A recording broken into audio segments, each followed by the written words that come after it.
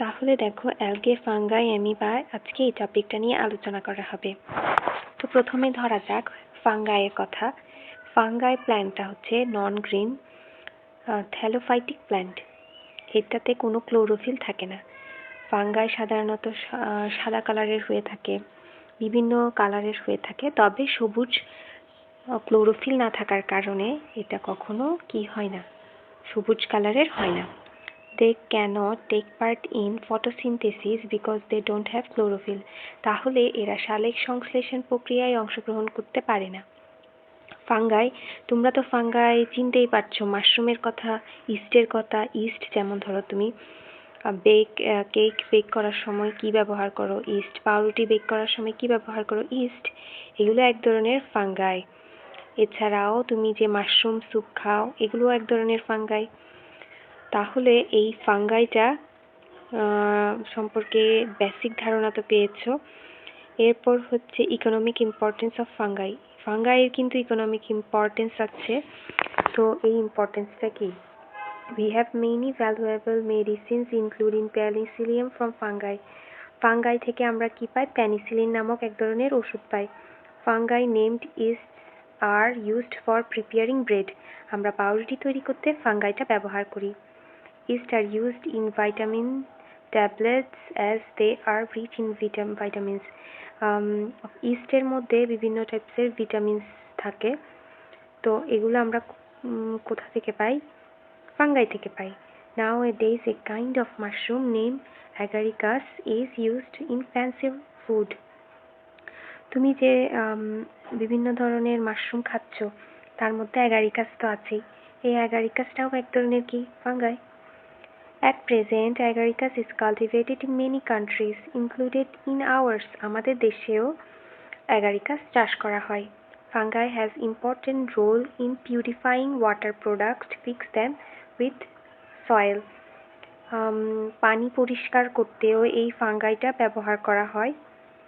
তাহলে এই ফাঙ্গাইয়ের অনেক উপকারিতা রয়েছে, তবে কিছু অপকারিতাও রয়েছে। যেমন ধরো, শুধু ফাঙ্গাই যে তোমার উপকার করছে এমন না, কিছু কিছু ফাঙ্গাই আছে যেগুলো তোমার কি করে, অ্যাটাক করে তোমার স্কিনে।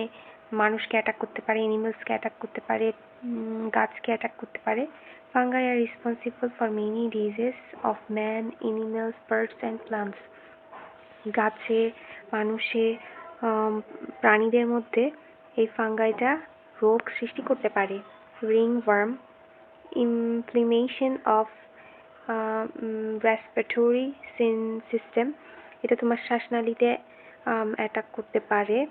তারপর disease like late blight of potato, black blend disease of jute, red root of sugarcane, আখের একটা রোগ সৃষ্টি করতে পারে, পাটের রোগ সৃষ্টি করতে পারে, আলুর বিলম্ব দশা রোগ সৃষ্টি করতে পারে, আলুর আগাম দশা রোগ সৃষ্টি করতে পারে। বিভিন্ন টাইপসের রোগ এই ফাঙ্গালের ইনফেকশনের কারণে হয়ে থাকে, caused by fungal infection. They easily attack furniture made by wood, bamboo, cane, etc. Damage the economy enormously. মানে তোমাকে তোমার বাসার কি কাঠ, বাঁশ, এগুলো সবগুলো কি করতে পারে? ক্ষতি করতে পারে। এরপর দিয়ে দিয়েছে প্রিভেনশন অফ ফাঙ্গাল ইনফেকশন। এটা থেকে তুমি কিভাবে প্রতিকার পেতে পারো? তুমি লিখবা যে fungal disease are mainly contagious. It means a person may be get infected on coming into contact with infected person. এটা একটা সংক্রামক রোগ, একটা পার্সন থেকে আরেকটা পার্সনে ছড়ায় যেতে পারে। এইটা যদি হয়, এই ডিজিজটা যদি হয় কারো, ধরো বডিতে অ্যালার্জি দেখা দিছে, ফাঙ্গাসের আক্রমণে ওর চর্মরোগ হয়েছে, ও যদি আরেকটা মানুষের সংক্রমণে আসে, এই মানুষটার কাপড় যদি, ওর তো রোগটা হয়েছে, এই মানুষটার কাপড় যদি এই মানুষটা পরে ফেলে, তাহলে ওর রোগটা ওর কাছ থেকে ওর কাছে চলে যাবে। তাহলে এই avoid using clothes, combs, sandals, caps of the infected person. Infected পার্সনের যে কোনো কিছু যদি একজন সুস্থ মানুষ ব্যবহার করে, তাহলে ওর রোগটা হয়ে যাবে। Avoid mixing with diseased person, যার এই রোগগুলো হয়েছে ওর সাথে মেলামেশা থেকে একটু কম করা, যখন রোগটা কমে যাবে তখন আবার একসাথে মেলামেশা করতে পারবে। মানে একই কাপড় একই জিনিসগুলো ব্যবহার না করাই ভালো। এবার তো তুমি ফাঙ্গাই সম্পর্কে জানছো, এবার অ্যালগে সম্পর্কে চলো একটু ধারণা নাও।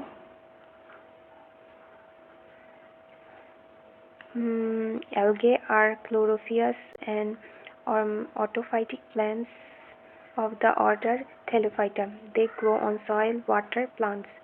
শৈবাল পানিতে, মাটিতে আর উদ্ভিদে জন্মাতে পারে। Beside red, green, brown, etc. Colored algae are also seen. এই অ্যালগেটা বিভিন্ন কালারের হতে পারে, লাল হতে পারে, ব্রাউন হতে পারে, বাদামি হতে পারে, সবুজ হতে পারে। বিভিন্ন কালারের অ্যালগে তুমি পানিতে দেখতে পাবা। স্টেথোস্কোপের নিচে দিলে এই অ্যালগেগুলো দেখা যাবে। Benefits of algae. অ্যালগের বেনিফিটস কি? অ্যালগেতে আইসক্রিম তৈরি করার জন্য তোমার অ্যালগেটা ইউজ হয়। Preparing ice cream, good source of iodine and potassium. Iodine আর পটাশিয়ামের সোর্স হিসেবে অ্যালগেটা বেশি উপকারী। বাইরের দেশে যেমন চায়না, জাপান, এইসব দেশে অ্যালগে খাবার প্রচুর খায়। আমাদের দেশে অ্যালগে খায় না সচরাচর। Algae are used as food in fisheries. আবার মাছের খাবার হিসেবেও অ্যালগে দেয়া হয়ে থাকে।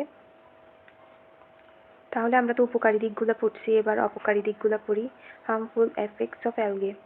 এখানে মাইক্রোস্কোপিক স্ট্রাকচার অফ অ্যামিবা। অ্যামিবার একটা চিত্র দেখতে পাচ্ছি। অ্যামিবার মধ্যে কি কি আছে এগুলো দেখবা। তারপর পরীক্ষায় আসলে অবশ্যই চিত্রটা দিয়ে, যদি অ্যামিবা আসে তাহলে চিত্র দিয়ে পাশে লেবেলিং করে দিবা।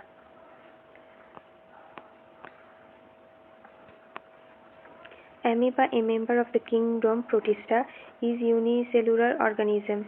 Their body is small. এটা অনেক ছোট।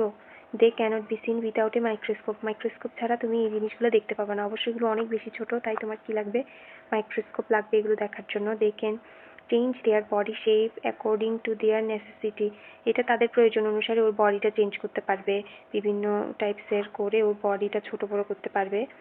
Which is produced from small finger-like structure which is produced from their body is called pseudopodia. এগুলো আঙ্গুলের মতো বিভিন্ন আকৃতি করতে পারে, তাই এদেরকে কি বলা হয়? pseudopodia.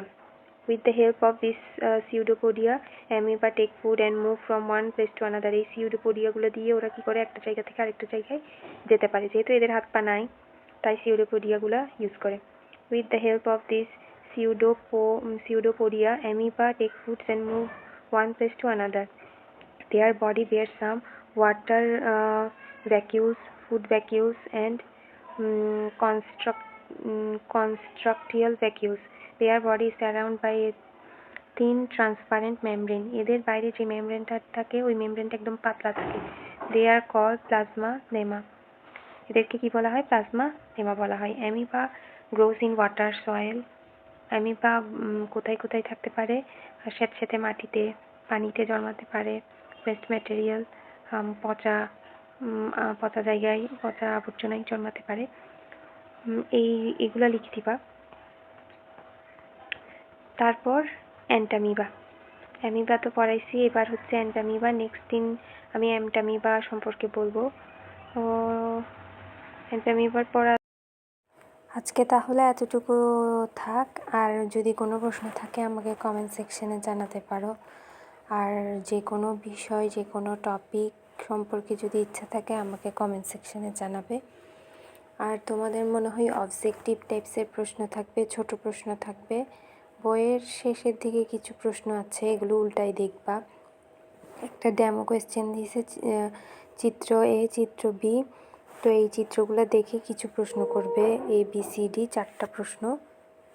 আল্লাহ হাফেজ।